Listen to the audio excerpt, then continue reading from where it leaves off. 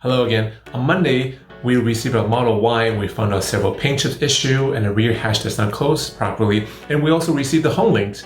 So I was able to make a schedule with the Tesla services on Monday via the phone app. And today, Wednesday, I'm bringing my Tesla Model Y for them to repair all the issues. And let's see what happens. When we received our Tesla Model Y, it was delivered via the contactless delivery service.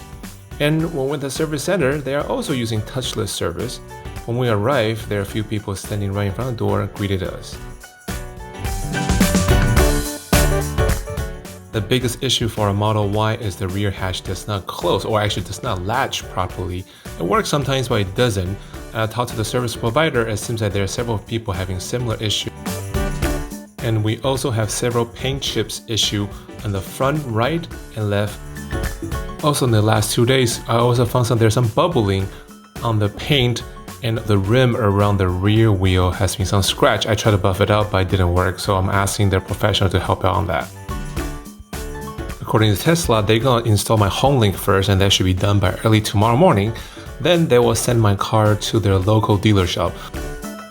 We didn't get a Tesla loaner, but what they offer is that every day when our car's in the shop, they'll give us $100 Uber credits. Something to remember is that they told us when we tip, the tip comes out of our own credit card payment, not through the Uber credit. Well, that's it for now. Hopefully I can get my car in a few days and I'll get back to you guys on my experience and how the Tesla able to fix my issues. Well, take care, talk to you later. Oh, and wash your hands.